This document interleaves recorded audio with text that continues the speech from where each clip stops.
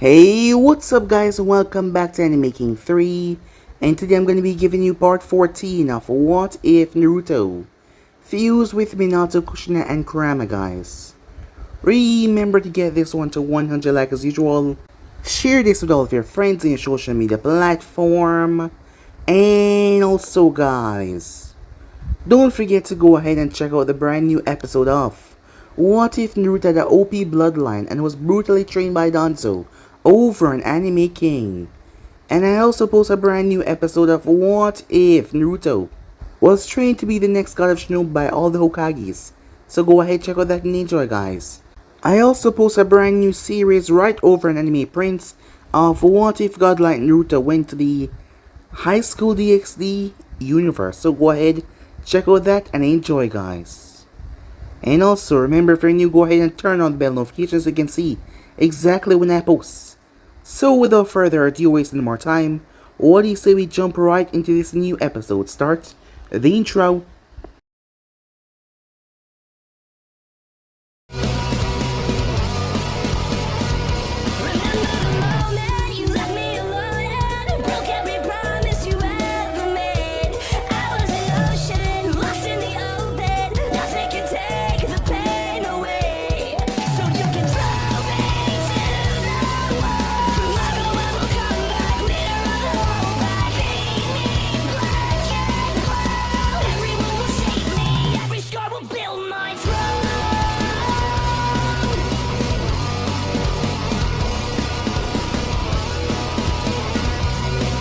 So the last time we left off, Naruto underwent a change. His whole body lit up in a red glow, as red markings appeared over him. Naruto took on the form of the KCM, however, because of the fusion, it was different. The red and the black markings. As Naruto power exceeded the dome that they were in, as he passed right through it, the Sound 4 had to take their curse mark up to level 2 in order to put it back up. However, Naruto was already through. He told Hiruzen to take Orochimaru out, once and for all, as he will handle the other Hokages. But this match was not really a long one. There were several things that put this match in Naruto's favor. For one, he possessed an ungodly amount of power, which he could use at his disposal. He had Fuinjutsu knowledge upon knowledge in his brain. And not to mention his chakra chains negate chakra completely. That is why, when he made contact with the Edo Tenseis, their body end up freezing up. So Naruto decimated the both of them, the first and the second, not to mention, they were nowhere close to strength, as when they were alive, Orochimaru did not perform the Edo Tensei perfectly, so they were weak. Orochimaru was furious as he watched them get picked apart right in front of him. While that was going on, Kabuto came towards Sasuke as he gave him a choice. Sakura realized what was happening, as she told Sasuke no, that he should not do this. Was he really gonna abandon his home? Kabuto told him to hurry up and do it, otherwise Shinobis are gonna arrive and he's gonna leave him. Sasuke made up his mind as he walked towards Sakura. Looking like he was not gonna do anything, she raised her hands. However, Sasuke wouldn't hurt her, she thought. Despite all they've been through, they were still teammates. But she was wrong as he plunged a kunai right into her chest. Her eyes widened in shock as she collapsed to her knees, bleeding out rather badly, as she fell down. Kabuto was surprised that Sasuke stabbed her like that. He thought that he would just knock her out, but this made it just more wonderful. So with that, him and Sasuke left in the chaos. However, luckily, Shizune came up on the bleeding Sakura and healed her right there. She had to rush her to the hospital afterwards. However, she was able to stabilize the wound. As for Naruto, he used a large amount of his chakra to subdue the first and the second. And not to mention, knowledge of the Edo Tensei was in his mind, as he was able to cancel the jutsu by breaking their soul away from the human body attachment, destroying their body in the process. So with that, he made his way to help back up the third. Orochimaru, realizing that this was done, he quickly told him to drop the barrier, as he released thousands of snakes from his mouth. Naruto flashed away, as Drobo tried to stop him, but Naruto decimated him. Tei came in his path as Naruto sensed her chakra. He knocked her out. He then grabbed her with his chain as he chased after Orochimaru. However, as he went underground, Orochimaru created a gigantic snake and spewed poison towards him. he would have run right through it, but Teiwai was still with him. While he could hold his breath, the same could not be said for her in this state, so Orochimaru ended up escaping in the chaos. As Naruto was there, Jiraiya appeared, also Hiruzen as well. As Naruto told him to stop looking for him, he only did this out of courtesy, as they should not expect him coming in like their knight and shining armor anymore. So with that, he flashed away with her, and he was gone, leaving Hiruzen and Jiraiya a bit downtrodden at that, as he really didn't want to be here, as Hiruzen realized that. Meanwhile at Kiri, Fu had been staying here for the past few days as Naruto had trust me, and Fu had a sixth sense about these things, and she trusts me as well, as she wondered when would Naruto get back though, as they were staying at the Terumi residence. Mei was the Mizukage, but even so, she was keeping this big secret away from the council and her people of the village. That just goes out to show how much trust and faith that she had in Naruto, to not reveal any of this, and not to mention Fu here was at Jinjulke. As for Konan, Nagato hated to see her in this state. She went and take on a robotic-like state, following all the rules, but she wasn't expressing or talking as she usually did. He knew that something happened between her and Naruto, however, what could he do? He couldn't help it or change it. She was following orders, and the best that he could do was, well, accept that. Otherwise, pushing her might push her away, so he accepted his fate at the moment. As for Konan, she felt terrible, day after day, remembering the betrayal that she gave to Naruto, as a part of her felt broken. However, just like what she always did, she locked away every ounce of her emotions and focused on the task at hand. She had to make sure that they did this for Yaiko Dream, and Nagato's as well. All they wanted was peace, right? At Kira, Naruto appeared, as he was with a girl. He told them that he took her. Mei and Fu looked towards him like he was crazy, telling him that he can't just go and kidnap people like that. However, before they could say anything, he explained. He told them who he really was. Well, they were shocked. Mei was baffled by that. It was a lot to take in, but after a few hours she did. Well, not everything, but she took it in as best she could. As for Teiwai, she woke up, as she wasn't wearing the seal anymore. She was angry. She shouted at Naruto and ready to attack him. He killed Kin, her cousin. However, Naruto was able to link his mind with hers, showing her the events. When he had taken care of the Edo Tenseis, he had saw that girl, the one that Orochimaru gave him to bring towards the stadium. Teiwai was broken when she saw her cousin. Orochimaru used her like a lap dog, a puppet. A part of her was resentful, remorseful, and losing Kin. She was the only family that she had left. However, Naruto was able to remove her curse mark by using the corrosive chakra that he possessed. Not to mention he was a whiz with Fuinjutsu, as Teiwai didn't know what to do anymore. As Naruto told her that her chakra, it was similar to his. She was also an Uzumaki. She remembered something like that in her past, but she wondered, what did this mean now? However, Naruto has an idea of what they should do beyond this point. So yeah guys, basically let's left off, you guys can switch across the play check of yourself, and yeah, let's jump into this brand new episode guys. We begin this episode at Konoha, where Tsunade Senju sat behind the decks. Yes, she was now the Hokage. It took a lot of begging, a lot, for her to take the position, because she didn't want to take it. However, the old man had sat her and Jiraiya down and speak to the both of them. She knew that he wanted her to take it because of Jiraiya's plan at work. And a part of her wanted to take it after a while because she realized she could do something that she wasn't able to do in the past. Start the medical program that she wanted so much. With her as Hokage, she did that a few weeks after she had gotten used to things. After the invasion, which was 2.5 years ago, they all realized how necessary the skills of a medic was, which in that department they were truly lacking. Without her, many more would have died because of lone injuries. Without her and Shizune, there would have been a lot more casualties, and she knew that. A lot of them knew. However, a lot has happened over the past 2.5 years. For one thing, Sasuke Uchiha was in the bingo book, wanted dead or alive, for Konoha. When the news broke that Sasuke had deserted the village and attacked Sakura Haruno, the Sasuke populace that loved him refused to believe that until Inoichi did the tests and entered Sakura's mind. As the man came out with the truth, they were shocked. Many people got angry. Those that loved him turned to hate Sasuke Uchiha because a few people died that day. While not a lot, a few people still died. And it was because of the invasion one of their greatest enemies, Orochimaru, escaped.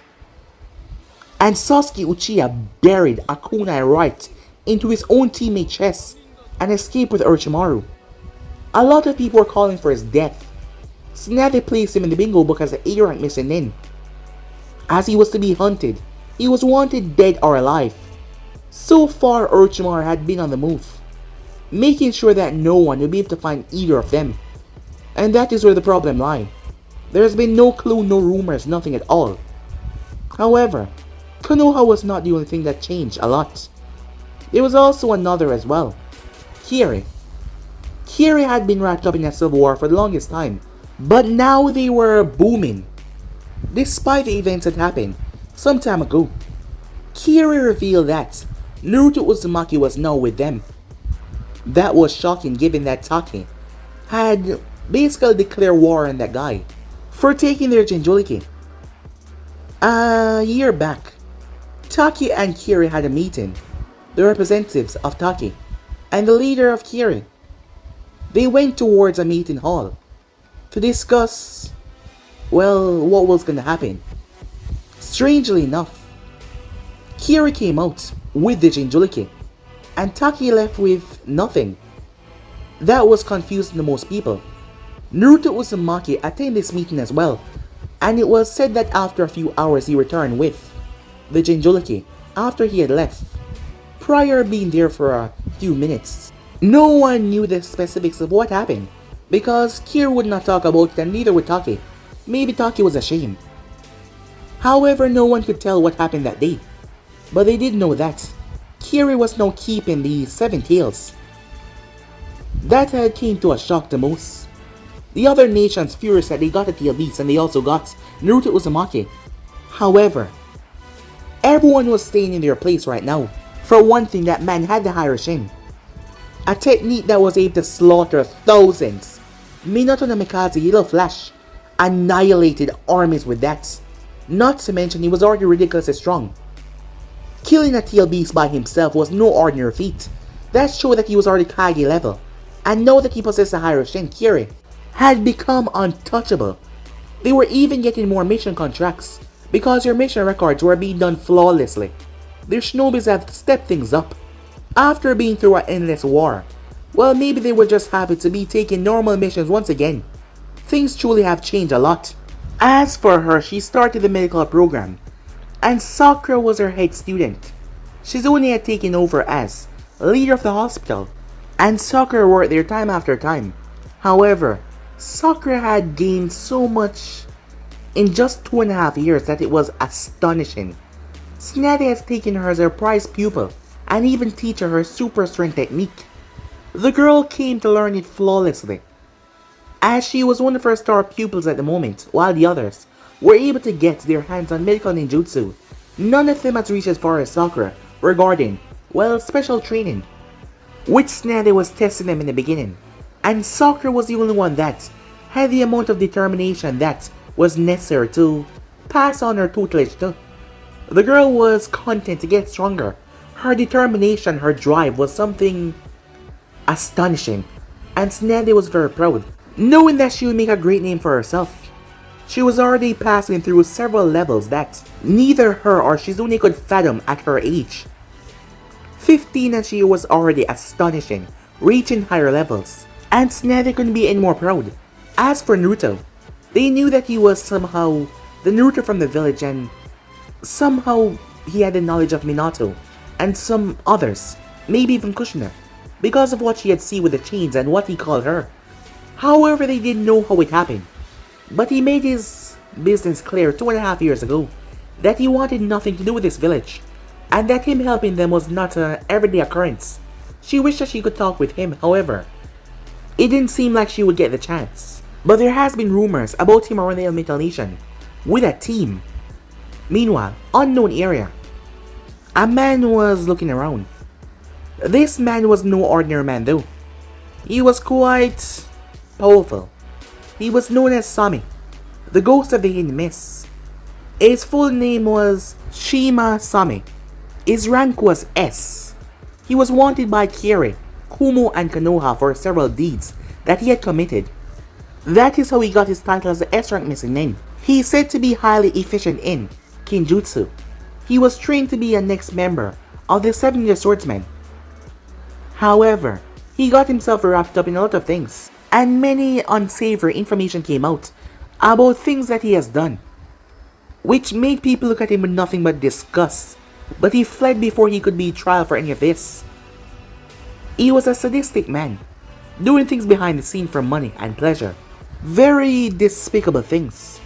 He went on to cause problems with Konoha in the past, and Kumo as well, so he was also wanted by them. The two villages wanted him dead. There was a 3 million bounty in his head. Kiri wanted him dead as well, as he was tarnishing their reputation. Walking around that mist headband crossed out. However, it was hard to find him. His main thing was stealth. He was able to be gone before many people noticed. He was able to hide his person so well.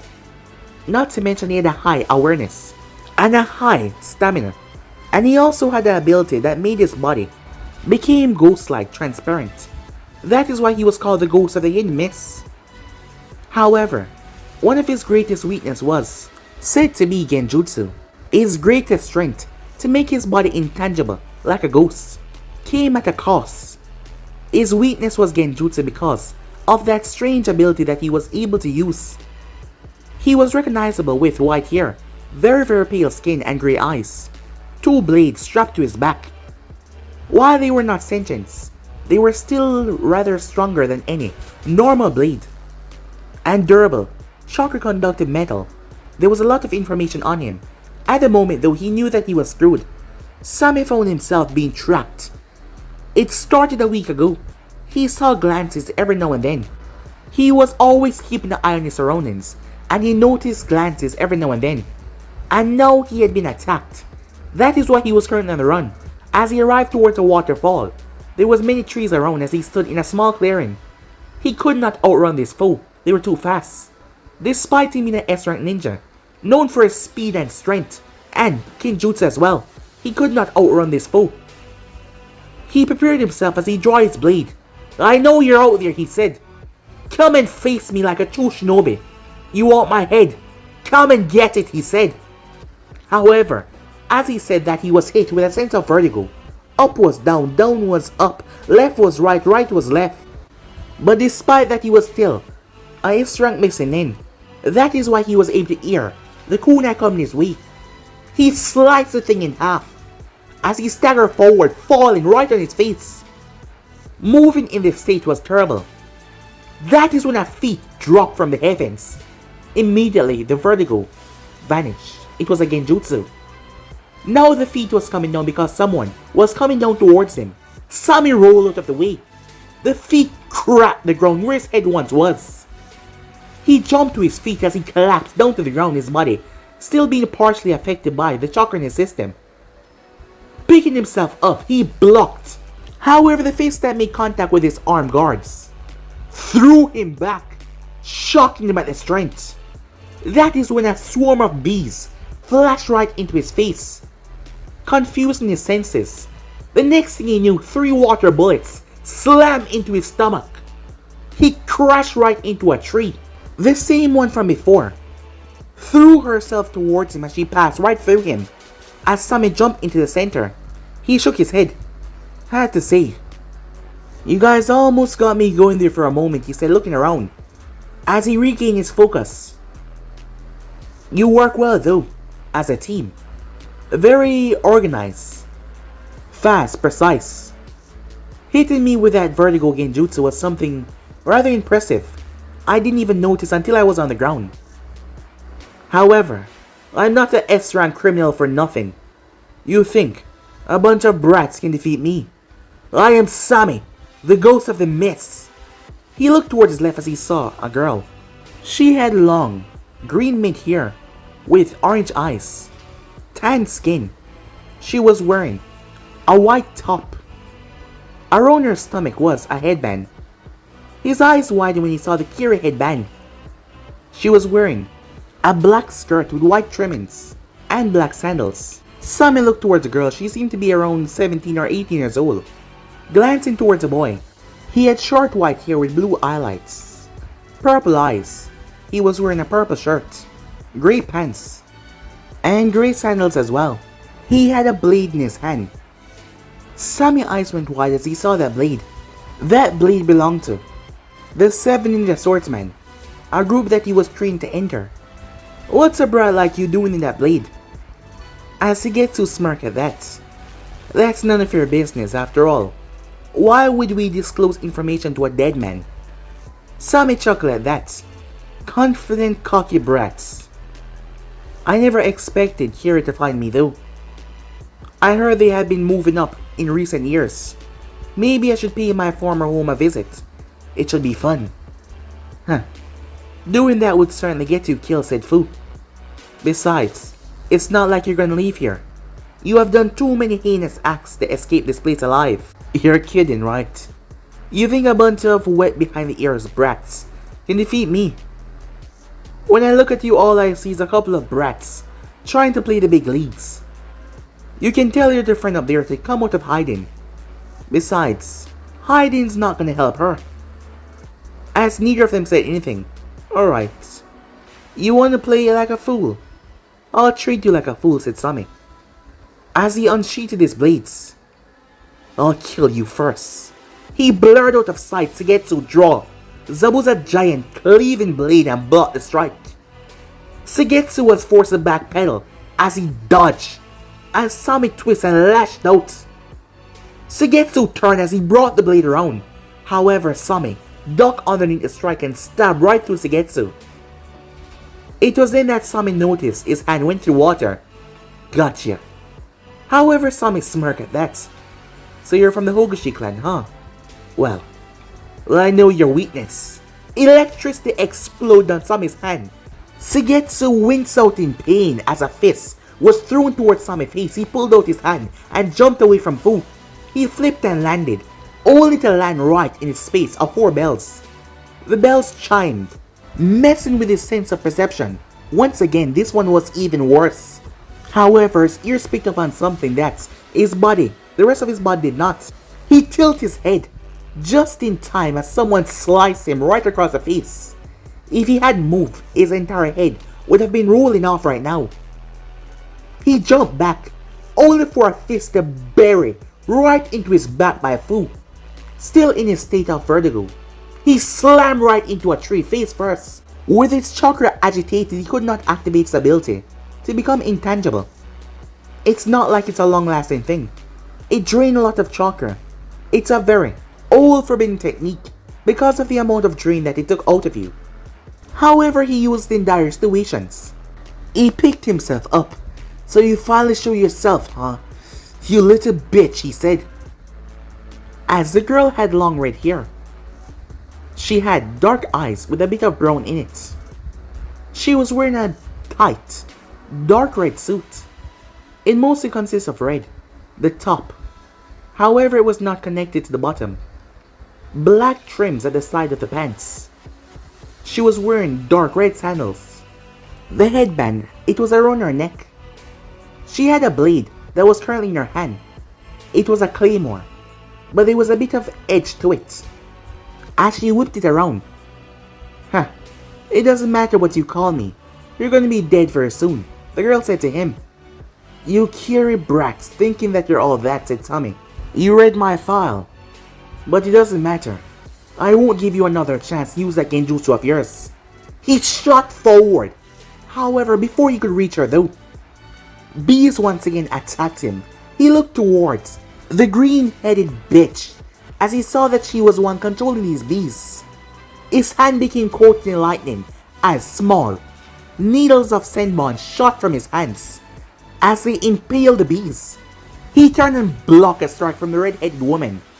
As he smirked and pulled his body down, moving with the momentum, he lashed out with his other blade. However, she backpedaled as he lashed out at her viciously. She flipped and jumped away. You can't dodge me forever, he said as he slashed at her. But water burst from the ground, stopping his momentum. Suddenly, two hands grabbed him from behind and lifted him to slam his skull into the earth. As Fu flipped him over, however, his body became intangible. He came out of her grasp and kicked her right in the ribs, throwing her to the side as she crashed and rolled rather hard. He heard a slight growling beside him. The water formed into a dragon and rushed towards him. However, Sami encoded his blade in wind and sliced right through it. Once he did though, the place changed. As he came face to face the wall, realizing that this cannot be appropriate.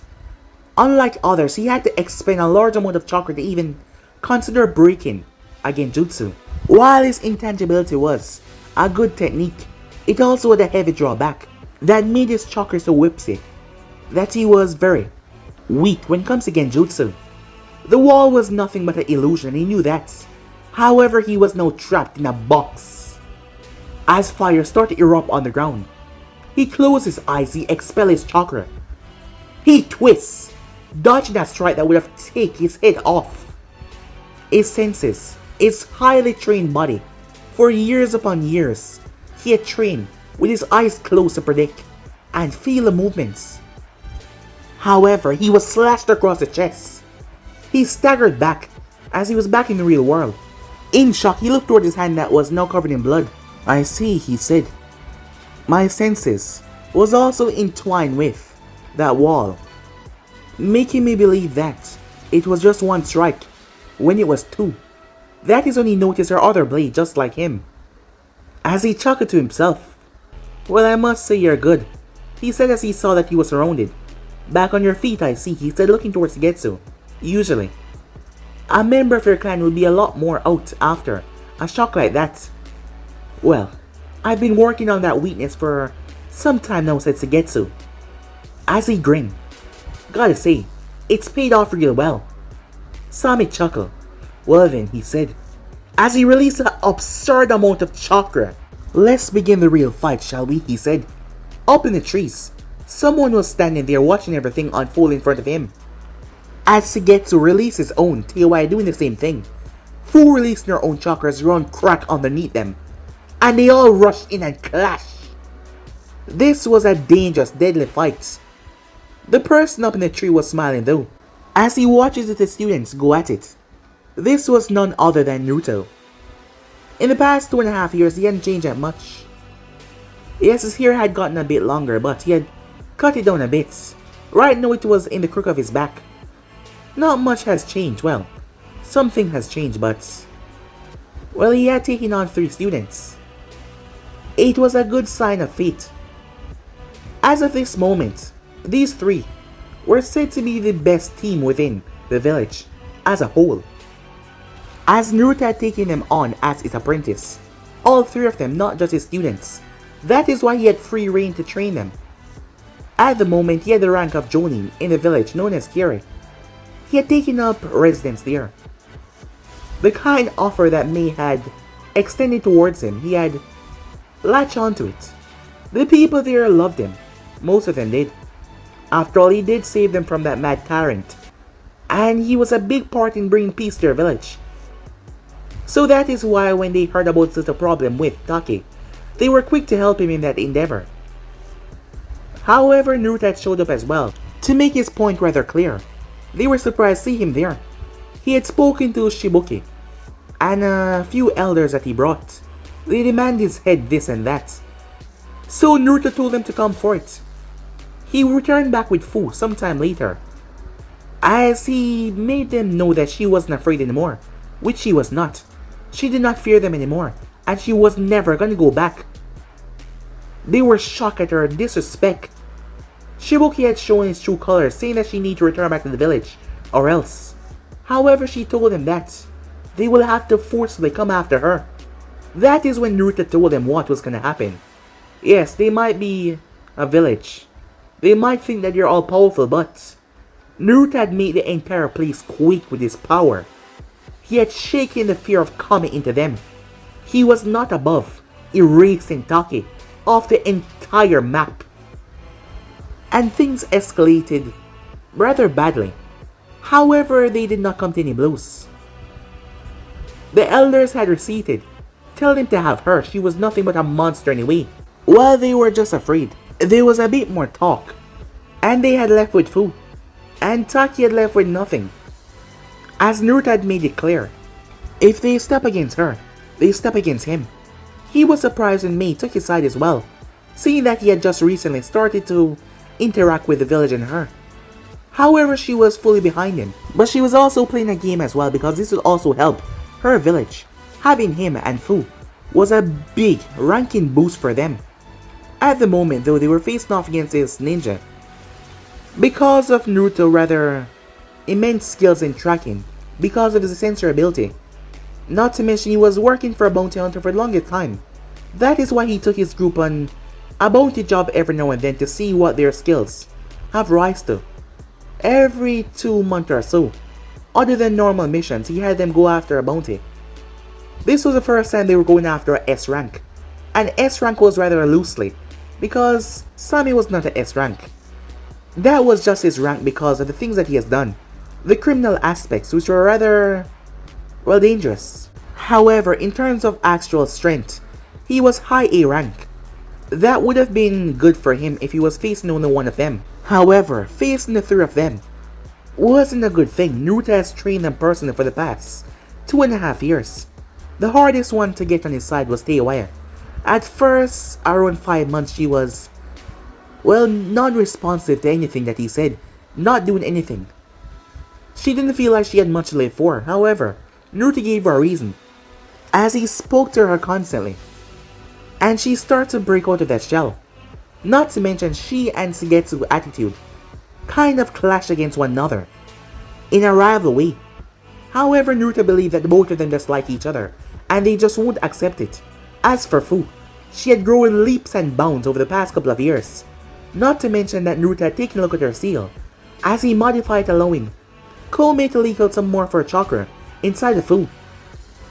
And it wasn't a bad thing that Koumei and Fu was friends. However, Fu's body could not take the full pressure off Koumei's chakra. Well, not just yet, but she was getting there. Down below, Naruto watched as Sami slammed into the waterfall as he was coughing up blood. It seems like the S-rank title has gotten to his head. He truly believed that he was the S-rank if he really was. Organizations as the Akatsuki and those would have come after him for his help.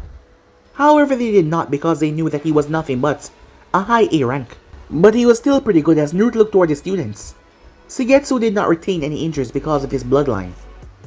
And Fu was completely fine because her body was now shrouded in a red cloak. She had to tap into the power of the Biju.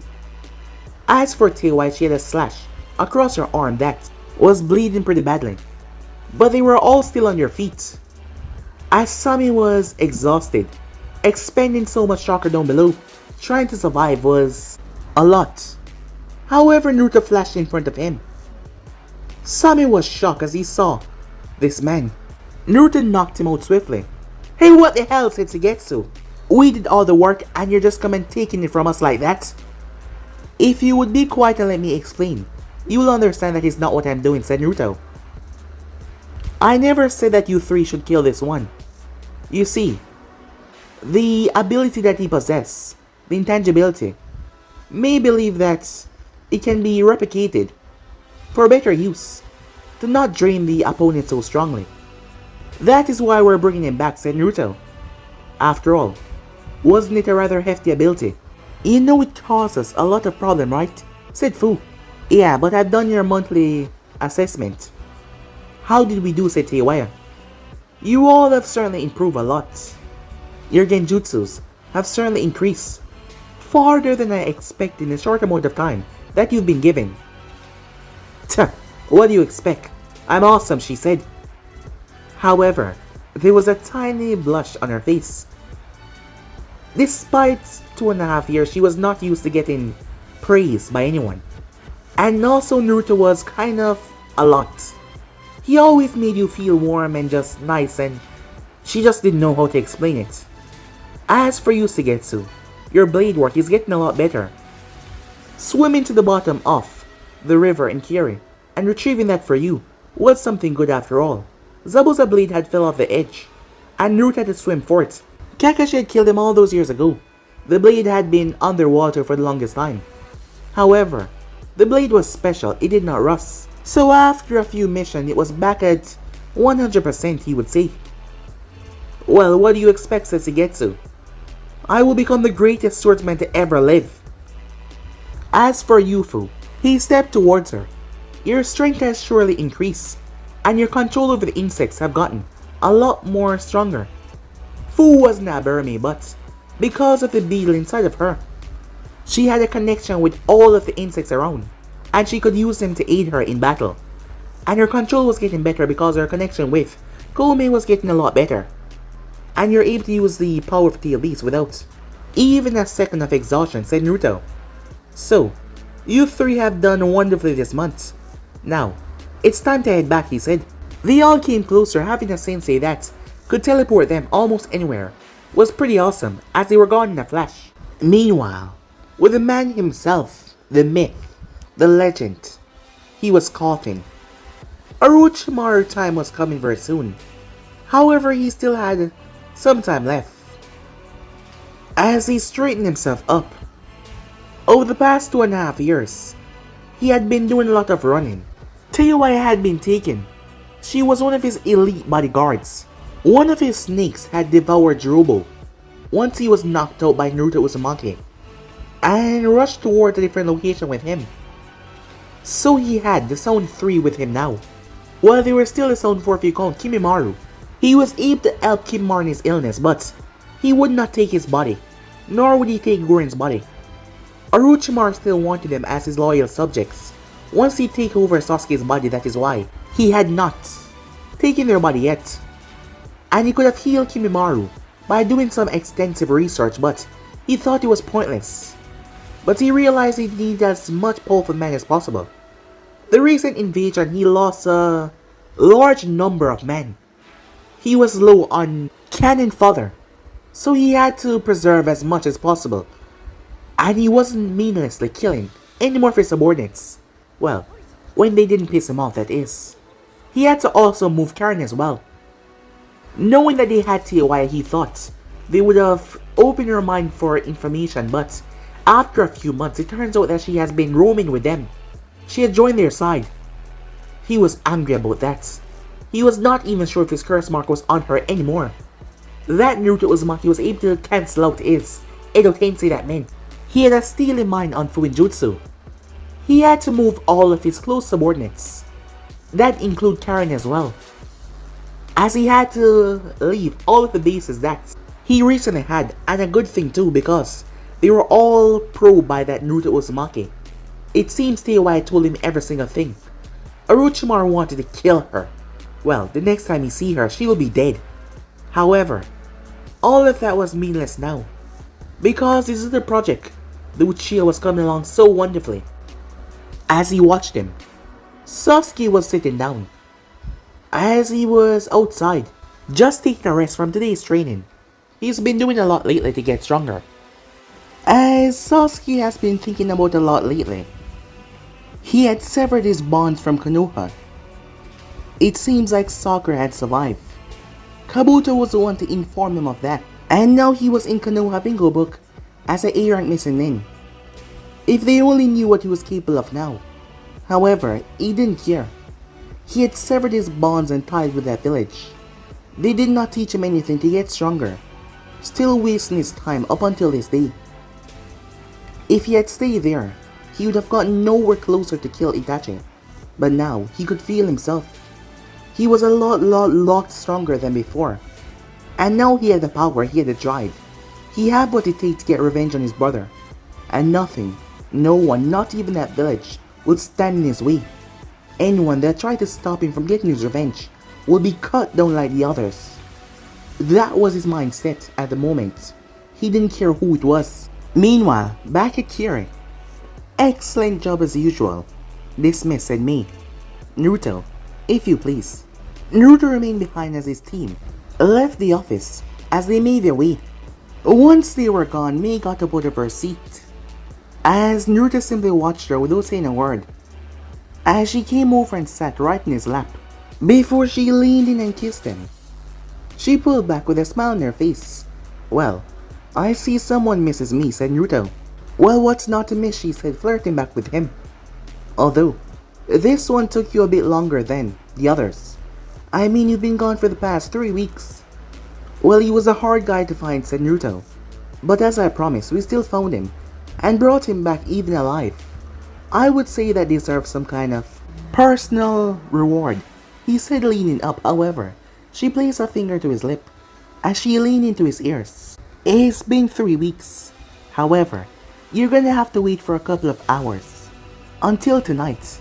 But I promise you, it will be spectacular," she said, as she leaned back with a joyful smile on her face. "Oh, is that so?" said Naruto, as he held her waist.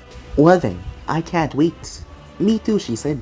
"However, there's something serious that I need to discuss with you," as she got up and made her way towards her chair. As Naruto sat there same way, waiting for her to sit down. "There has been some recent activities near the water off Cosmo Island," she said. "Activities," said Naruto. "Special kind. It's been a couple of years now since you took care of Gaara. I sent a team out there recently. The sensor on the team picked up high quantities of chakra building and forming out of nowhere." "You believe it's time?" said Naruto. "Well, if I were to guess, yes. At the moment, you're the best seal master I have. However, there's a discussion to be had about what we're gonna do with the 3 tails." "I have an idea," said Naruto. "I'm just gonna talk to him. Icebu has always been the self-isolation type. He loves to stay alone underwater and just be by himself and free." She looked towards him strangely. "Have you forgotten who I am?" said Naruto. "No, of course not, but you think talking to him is gonna help?" she asks. "Well, in the past, he always tried to get out of conflicts. So I believe the best thing right now is for me to talk to him." "You think he will talk to you? Besides, you're not exactly 100%. "Well, TLB," she said to him. "Well, I am enough," said Naruto. "And besides, I have a way to make sure that he protect the village from the waters, and also, he doesn't get taken by the Akatsuki." She gave him a crucial look. "And how will you ensure something like that?" "Once I make contact with him, I can set up a mental link for him to contact me given the vicinity. If the Akatsuki members do show up, I can go out there myself and finish them," said Naruto. Mei looked at him. "You believe that would work?" she asked. 90%. "And what's with the other 10%? "Well, given that I was the one that killed his former host, there is a chance that he lashed out violently first. So I have to make sure I keep him away from any good civilization. So I have to meet him directly in the water. And I have to be alone." Mei bit her nail at that, as she was looking worried, as Naruto simply gave her a smile. "Come on, I can handle this myself," he said. "There's nothing to worry about. I will go and scope out the place myself to find out how long it will take for him to completely reform, and I'll be back with news," said Naruto. "Alright," she said. "The sensor I sent out there a few days ago. He hasn't picked up anything too much yet, so you can go after a few days." "A few days," said Naruto. "You've been on the road for 3 weeks now. I wanted to stay here a bit and just relax," she said. "Besides, the Akatsuki is not aware of this information that the 3 tail is reforming, and they haven't making their move yet, so I think we still have time." "Are you sure that is the reason, or you just want my body?" said Naruto, as she gave him an affronted look. "All you see me as is a piece of meat," said Naruto, "objectifying me in your sexual ways." As he looked to his side, hurt. "Oh," she said, "I'm so sorry. I never knew that you felt that way, especially since you seem to love every moment of it." "Well, I didn't say I did not," said Naruto. "Besides," he said, getting up, "if anyone on this planet choose to give someone like you up, they must be rather insane or crazy. And I'm none of those," said Naruto. "So, I'll see you in a couple of hours. I'll make things special," he said to her, with a small grin. "I can't wait," she said. He gave her a small wave before he left the office. As Mei sat there, Their little flirting game that they play was amazing. She had this sense of raw sexuality that she just released. The way she talked, the way she addressed people, the way she walked. However, Naruto was able to match her, word for word sometimes. He was the only person that got her heart racing, that got her blood pumping. It was around a year ago, when things started to pick up with the both of them. After their meeting towards Tokyo when she had stick up for him, she didn't know but something inside him had changed. As he started to look at her differently, and slowly but surely they started to stay up at nights, talking to one another even more. And that turned into hand-holding just by a tiny amount, on accident first, until it turned to him accidentally resting his hand on her thigh, and her leaning into him as they watch a movie. And from there things kind of escalated, and she was loving every moment of it. Most of the populace did not know about this. However, given their close proximity, most people suspected but none say anything about it. Naruto was highly respected because of what he did, and also of all the accomplishments that he has done so far for them. And not to mention she was a Mizukage, so it wasn't really a bad thing. However, they had not come out in public and say anything or really tell anyone about anything yet. The both of them were just having fun, and it's been amazing. Well, she loved it. Back with Naruto as he walked through the streets, people greet him with a smile and wave as he waved back and smiled back. Since returning back to the village, he didn't know how they will, react to his presence here. But it turns out that it was better than he thought. And not to mention, because of Fu being under his tutelage, people respect her as well, calling the group the Dream Team. However, they also switch between several teams to not make them feel left out. Besides, Kiri has been getting a lot of contracts lately because of their flawless mission record. Despite being in a civil war for years, their mission status was high. The Water Daimyo had asked to speak to Naruto directly. They had a nice little chat. The man had wanted Naruto to permanently move to Kiri and become a shinobi of the village, as it would give them a big time boost in their resources and everything. Naruto was already planning to come back here after he had explored the world. And let's just say that went kind of good and bad. The bad part being the Akatsuki and that woman. Yes, that broke his heart. However, piece by piece it was being brought back together by me, as he could not be any happier here. As he made his way to one of his favorite bars to get a drink, he's been out of the village for 3 weeks now, searching for his target. Arriving in there, Naruto was greeted by many people. As he spotted someone making his way, he sat down. Well, that was a long one, the man said. This person was none other than Utakata, the six-tailed Jinchuriki. Naruto had been the one to find him after using his Sage Mode. Yes, Naruto was able to tap into the power of his Sage Mode once again. However, it was a lot different than before. Because of his highly corrosive powerful chakra, he had to gather so much nature energy to balance it out. That meant it affected his body in different ways, in appearance and also stamina and strength. However, he was able to work out the kinks. As for Utakata, he was around the islands. Naruto had searched almost every one of them. His Hyroshin was a big plane that, after marking all of them, his Sage Mode was able to spread farther than before because of the abundance of nature energy he had to absorb.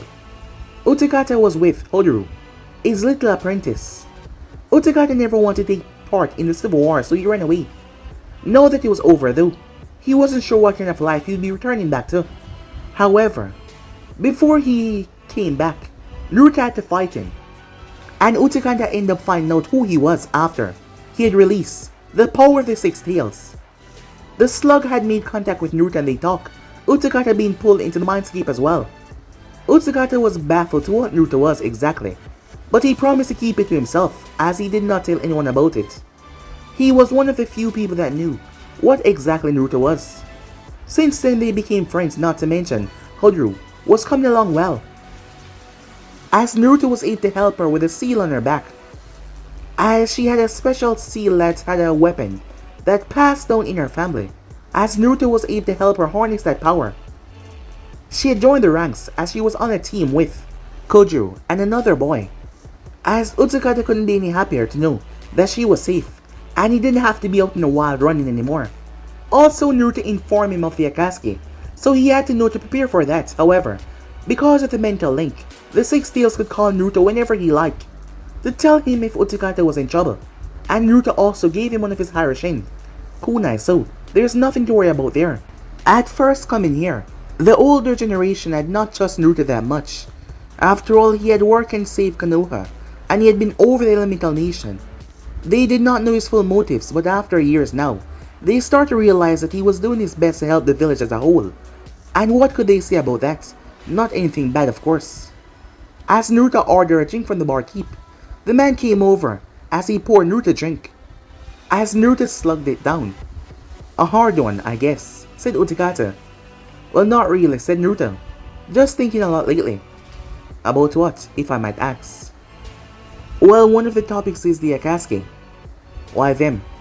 From what I've known, they've been rather silent. Yes, that's the thing, said Naruto. They're silent. Too silent. I have no idea what they're up to, or when they're gonna move. I heard that Gaara became the Kazekage of the Hidden Sun. He's also a tailed beast. Given that he's the lowest on the food chain, I believe they will go after him first, but still, there has been absolutely nothing. So I don't know when they're planning on doing anything. Well, if they come here, we'll be ready for them, said Utsukata. That's another thing I'm worried about, said Naruto. What is that? Where exactly will they come? They can do a lot more damage inside the village than out. They've seen a taste of what I can do. I doubt they will do anything reckless. You believe they will hold the village as hostage? To draw you out and capture you? In a sense, said Naruto. They know that I'm here. There's no doubt about that. Utsukata patted Naruto on the shoulder. When they come, I'll be by your side. And not to mention the entire village here as well. Everyone has come to respect you and see you as a hero now. I doubt that any one of them will just stand by and let those bastards get away with anything. Yeah, I guess you're right, said Naruto as he ordered another drink, before he just took the bottle. Meanwhile, that was going on at the Hidden Sun. Gaara had become Kazekage. There was a reason why though. In the invasion, he was captured by Yamato, and his power had been sealed off. His contact with Shikaku, and for the first time in years his mind was free. And he saw how much his brother and sister was fighting to get him free, even going as far as to risk their life. Temari especially, something that he could not understand. Even after how he had treated them, and threatened to kill them numerous times, they would still fight for him like that. He didn't understand.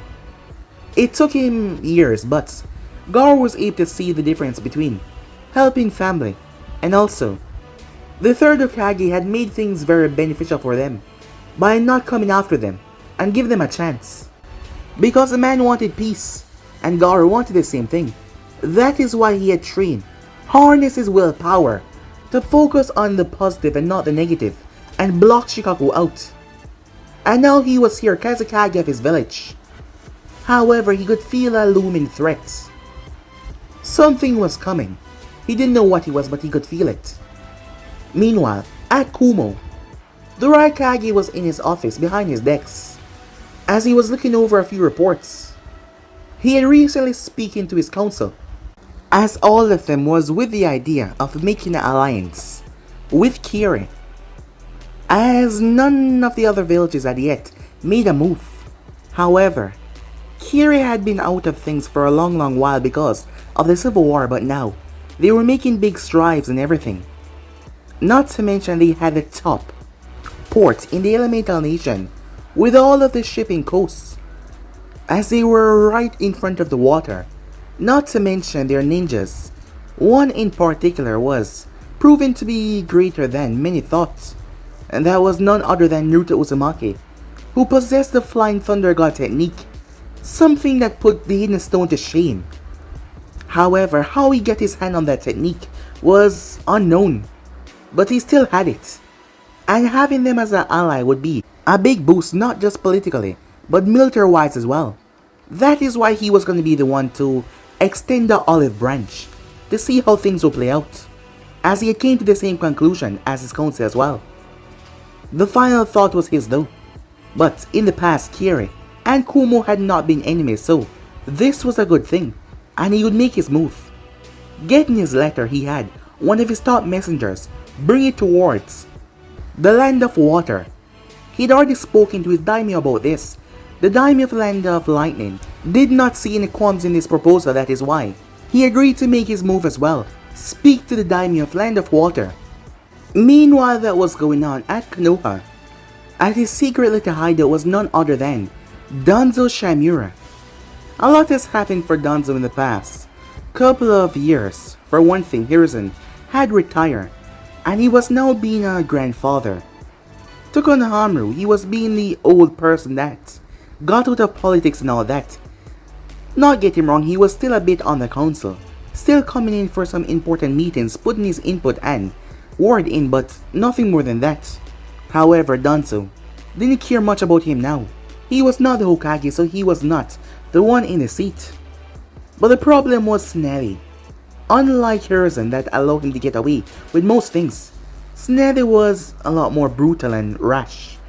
That woman was someone that he could not take easy or lightly in any sense of the word. He had to be cautious with everything that he did.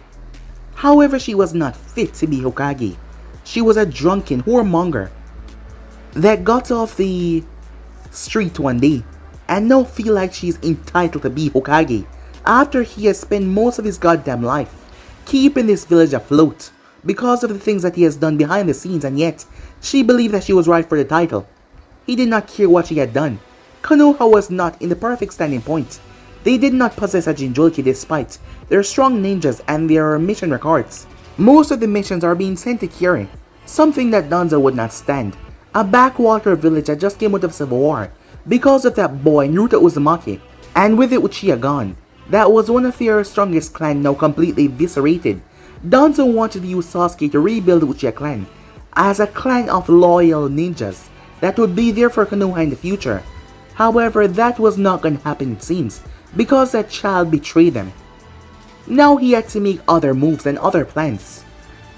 He knew that he was getting old, and it would not be long before he was unable to take the seat as Hokage. That is why he had to find someone. He had to create someone that was fit for the program, someone that had the same mindset as him, someone that was ready, someone that would do whatever it takes to make sure that Konoha lives in the future. And who Tsunade was going to pick is not going to be the right person. So he had to make some crucial moves, as he was thinking of plans that will change everything. Meanwhile, that was going on. The Akatsuki was gathered, as all of the members were there. Itachi Uchiha Kisame, Sasori, Deidara, Hidan, Kakuzu, all of them were there. As Nagito was there in front of all of them, in his body of Tendo. To the side of him, there was Konan, her face blank and emotionless. The grace period is over, he said, as he looked towards the members. The one known as Gaara has taken the mantle of Kazekage. He shall be our first target. Zetsu was able to gather information on all the other tail beasts. So he got information on the Nine Tails. Asked Sasori. The Nine Tails we believe is with Naruto Uzumaki. That brat with the Hiraishin technique, said Kakuzu. He's currently at Kiri now. And also, didn't he take the Seven Tails with him? Yes, he did. Tuh, I've been itching to pay that bastard back, Hidan said. Let me and Kakuzu go after him. I will bring him back in one piece, I promise. Neither of you will be going after him. I will be the one going after him myself. Really? You? Yes. Because not only has he taken the Seven Tails and Kawataki down, from Zetsu gathering he was able to also find the Six Tails. That means 3 Jinchurikis are currently residing in Kiri. I will be going after them when the time is right. The rest of you must focus on your targets. Because of the new switch, you all have been issued different targets. Sasori, Deidara, you will go after the 1 Tails. Kakuzu, Hidan, you will go after the 2 Tails. The 3 Tails has not reformed yet, but it's only a matter of time. Once the first 2 have been gathered, I believe, the time will be upon us when the 3 Tails have formed. And saucer and Dater, you will go after that, given your mobility in the air. Kisame, Itachi, you will go after the 4 and 5 tails, while I will go after the remaining ones. As of this moment, the world will be known of the Akatsuki as we go after the 1 tails. So remember, keep a vigilant eye out, and prepare for the worst. They all nodded. Dismiss. With that they slowly filed away. Konan vanished a second later, as Nagato opened his eyes. Konan left the room without a single word as he watched her leave. He said nothing though as he simply remained where he was. Things have not been pleasant in the past 2.5 years between the both of them. Their relationship that was. They barely speak nowadays. Something that he's been trying to rectify, but no matter what he do, he seemed to be making things worse. So he just gave her time, but it wasn't helping or changing one damn thing. And he didn't know what else to do. So at the moment he had kind of given up for the time being. Until there was another solution, there was another way. He had no idea what to do. Meanwhile, at Kiri, it was night time. As Fu entered the large house, she saw Teiwaya at the table, as she was reading those books once again. She didn't know how she could read those books. They were filled with gore and chaos. Where's Naruto, she asked. I wanted to talk to him about something. He's at the Terumi mansion with me. Oh, no. I don't think you should go over there. Why not? Him and me are spending some alone time together. What do you mean? Teiwai gave her a look. I know you're not an idiot. You know what I mean, right? As Fu's eyes widened, oh, she said, as there was a small embarrassed blush in her face. Well, what are you up to, she said. Reading. Are you blind? Come on, there's no need to be so nasty. Well, when you ask stupid questions, expect to get stupid answers back. Alright, fine, I guess I can talk to you about this. About what? Well, as Fu poked her fingers together. It's about Kojiro. You mean that boy you like? What? Said Fu. Come on, I'm not blind. I see the way you act around him. Is it that obvious? Well, the both of you kind of fit together. You're both like too nice. Besides, I'm sure that stuttering is not his thing. However, when he's around you, he stutter a lot. You think he like me? Of course he do, you idiots. So what do you want, some advice? Yeah, I usually talk to Naruto about these kind of things. He always gave me good advice, to go with my heart. However, Kojiro asked me if I want to get something to eat.